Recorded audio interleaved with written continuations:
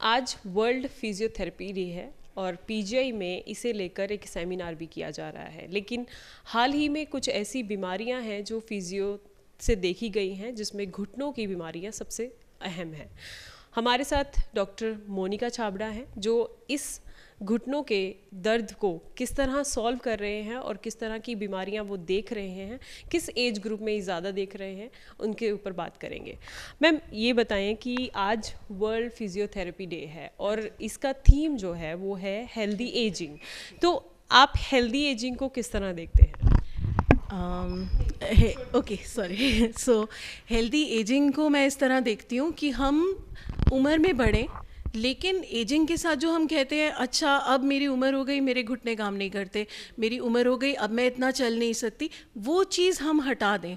उम्र बढ़ना एक फिजियोलॉजिकल प्रोसेस है, लेकिन क्या ज़रूरी है कि हम फंक्शनैलिटी यानी कि अपना काम, अपना रिक्रिएशन को कॉम्प्रोमाइज़ करें? लोग बड़ी मुश्किल से, मैंने पेशेंट्स ऐसे देखे हैं जो कि एक कुर्सी से दूसरी टेबल तक बहुत मुश्किल से चल के जाते हैं। क्या ये एजिंग का ये मतलब है? Ageing should not be a punishment, it should be a graceful healthy ageing, जिसमें हम हुष्ट पुष्ट हों, हमारी मसल्स स्ट्रॉन्ग हों, हम अपने काम, सिर्फ काम करने के लिए काम ना कर पाएँ, हम अपने शौक़ पूरे कर पाएँ। क्योंकि एजिंग, एक टाइम मेरी भी एजिंग होगी, मेरी रिटायरमेंट होगी, उसके बाद मैं बहुत सारी चीज़ें हैं ऐसी जो मैं करना चाहती हूँ, क्योंकि I am out of lot of responsibilities. अगर मेरी मसल ही नहीं काम करेगी, अगर मेरी पेन्स होंगी, अगर मेरे घुटने घिस गए, अगर मेरी कमर में नसें दब गई, तो मैं कैसे वो चीज़ें कर पाऊँगी? सो मेरी नज़र में हेल्दी एजिंग ये है कि मैं अपनी बात कर रही हूँ कि मैं रिटायरमेंट के बाद भी बहुत कुछ कर पाऊँ, वो सब कर पाऊँ जो मैं प्लान कर रही हूँ, और वही मैं सबके लिए एक्सपेक्ट करती हूँ। एक और मैम, घुटनों का जो दर्द है वो कई ऐसी रिसर्चेज हुई हैं जहाँ पर बताया गया है कि जब सोल अगर चेंज की जाए तो उससे काफ़ी इफ़ेक्ट होता है। जो घुटने घिसने की, आम भाषा में जिसको कहते हैं कि आम घुटने घिसने की जो कगार है वो शुरू हो जाती है, लेकिन उसे रोका जा सकता है सोल को चेंज करके। तो ये किस तरह प्रोसेस किया जाता है? ये आपने एक बहुत, I am sorry, I end up, okay, so आपने ये एक बहुत फैंटास्टिक क्वेश्चन पूछा है, बिकॉज हम जब हम एक पेशेंट को देखते हैं, हम एक प्रिंसिपल फॉलो करते हैं, जैसे कहते हैं हॉलिस्टिक अप्रोच। अब हॉलिस्टिक अप्रोच का मतलब, हम कोई पर्सन अगर सिर्फ घुटना लेके आया तो हम उसे सिर्फ घुटना नहीं देखते कि घुटने में क्या हुआ। जब हम खड़े होते हैं तो पैर सबसे पहला वो चीज़ है जो ज़मीन को टच करता है। दो पैरों में हमारे शरीर का सारा वज़न इक्वली डिस्ट्रीब्यूटेड है, तो हमारे पैर एक्चुअली बहुत बड़े सफ़रर्स हैं और हम उन्हीं को अब्यूज़ करते हैं। शूज़ नहीं ठीक पहनते, बेसिक चीज़ों को इग्नोर करते हैं। तो जो आप पैर की बात करें, नी असेसमेंट में एक बहुत इंपॉर्टेंट कंपोनेंट है कि पैरों को भी देखा जाए। So that's why I really liked your question. अब नी और पैर का क्या रिलेशनशिप है, ये वेरी वेल इस्टेब्लिश्ड है। देखिए, पैर बहुत सारी छोटी छोटी हड्डियों से बना है, उनको पकड़ने के लिए कुछ सपोर्ट स्ट्रक्चर्स हैं। कुछ ढीला हो गया, किसी पे रॉन्ग प्रेशर पड़ा, किसी में चोट लगी, तो वो पैर, बॉडी का क्या काम है एक्चुअली? बॉडी, हम लोग क्या, ह्यूमंस क्या करते हैं, हमें पता है हमें एक जगह से दूसरी जगह जाना है, कैसे जाना है वो हम कभी केयर नहीं करते। तो अगर मेरे टांग काम नहीं कर रही तो मैं एक पे वज़न दूंगी, अगर मेरी कमर दर्द है तो मैं इस साइड नहीं इस साइड वेट करूंगी, आगे बेंड करके चलूंगी। I have to get to point B, that's my job. तो वो करने के लिए हम क्या करते हैं, हम अपने पैरों को अब्यूज़ करना शुरू कर देते हैं। पैर टेढ़ा पड़ रहा है, कोई बात नहीं, हम चलते रहेंगे। पैरों के ऊपर, पैरों के अब नॉर्मल प्रेशर्स के कारण घुटनों में तकलीफ़ होने शुरू हो जाती है। घुटने ना इस तरह पड़े हुए हैं, ऐसे, ये है घुटना हमारा, और आप सोचो सेलो टेप की तरह इसको ऐसे पूरा, जैसे बहुत सारी सेलो टेप लगाई, ऐसे लिगामेंट और कैप्सूल हैं। तो पैर, ये हमारा नी बहुत वल्नरेबल है, इसको जोड़ने के लिए कोई जॉइंट नहीं है, जैसे कुछ एक इम्पैक्टफुल स्ट्रक्चर हो। तो जहाँ प्रेशर ज़्यादा आएगा, अब इधर से प्रेशर ज़्यादा आएगा तो इधर लगेगी, उधर से आएगा, अब प्रेशर्स कहाँ से आते हैं? पैरों से। इसीलिए जो आप कह रहे हैं कि जो सोल है वो इम्पॉर्टेंट है नी के लिए, वो एक बहुत ज़रूरी चीज़ है।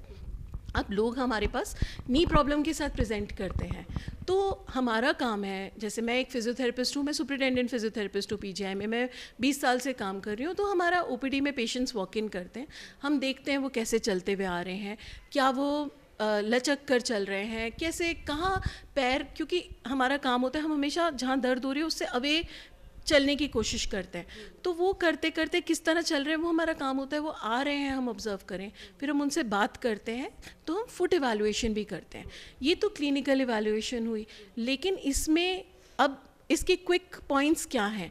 क्लिनिकल इवैल्यूएशन करी, फुट की डिफॉर्मिटीज़ देखी, पेशेंट की नी पेन कहाँ हो रही है उसे एड्रेस किया, दोनों को ज्वाइन करके देखा क्या हो रहा है, उसका हिप पे क्या इम्पैक्ट है वो भी देखना हमारा काम है, क्योंकि this is very very important. ये सब चीज़ें वो हैं जो हम क्विकली कर सकते हैं, लेकिन अगर हम इसको थोड़ा और डीपर जाना चाहें तो आजकल बहुत अमेजिंग मोडालिटीज़ आ गई, जैसे पीडोबारोग्राफ है जिसमें हम देख सकते हैं कि फुट का प्रेशर कहाँ ज़्यादा पड़ रहा है, कहाँ कम पड़ रहा है। ये चीज़ ना सिर्फ जैसे आप हेल्दी एजिंग की बात करें तो हेल्दी एजिंग में ऑस्टियोआर्थराइटिस एक बहुत बड़ी प्रॉब्लम है, तो हम इसलिए नी की बात करें। इसी तरह डायबिटिक फुट जो है that is a very big problem, उसके कारण भी नी में प्रॉब्लम हो जाती है, क्योंकि पैर को पता ही नहीं कि पैर में महसूस कम हो गया होना, तो पैर कैसे पड़ रहा है नहीं पता, फिर उससे भी नी की प्रॉब्लम होगी। ऐसे बहुत सारे कारण हैं जिसके कारण नी में इशू हो सकती है, चोट हो सकती है, एंड किसी तरह की वीकनेस हो सकती है, एट्सेट्रा। सो जो हम इसकी बात करें पीडोबारोग्राफ, वो प्रेशर सेंसिंग करते हैं, उस प्रेशर सेंसिंग प्रेशर मैपिंग से कस्टमाइज्ड इंसोल्स बनते हैं जो कि करेक्ट प्रेशर देते हैं। अब हमने इसी में मॉडिफिकेशन करना है, जैसे नी के अंदर प्रेशर ज़्यादा आ रहा है तो हम इस तरह का मॉडिफिकेशन करेंगे जिससे वहाँ का प्रेशर कम हो जाए। अब इसको सपोर्ट करने के लिए हम कोई एक ब्रेस नी पे दे सकते हैं, उससे सहारा मिल जाएगा। पर क्या नी ब्रेस देना सॉल्यूशन है खाली? No, everything is goes hand in hand, as in जैसे कहते हैं ना साम दाम दंड भेद, ठीक है, वैसे चलती है। मेडिसिन दर्द को कम कर रही है, इन्फ्लामेशन को कम कर रही है, थोड़ा सहारा दे रही है। हमारे पास इलेक्ट्रोथेरेप्यूटिक मोडालिटीज़ हैं, excellent modalities, deep heating modalities, जो कि पेन को हॉट पैक से ज़्यादा कम कर सकते हैं। हॉट पैक एक्चुअली बहुत काम की चीज़ है, हर किसी को लेना चाहिए जहाँ सोजिश ना हो। अगर दर्द है, कमर में दर्द है, लंबे टाइम की दर्द है, हॉट पैक एक अच्छी चीज़ है, ज़रूर लें, लेकिन थोड़ा सा ही अंदर जाता है, 2 मिलीमीटर्स हीट जाता है अंदर, तो ज़्यादा डीप हीटिंग के लिए हमारी मोडालिटीज़ हैं वो हम देते हैं।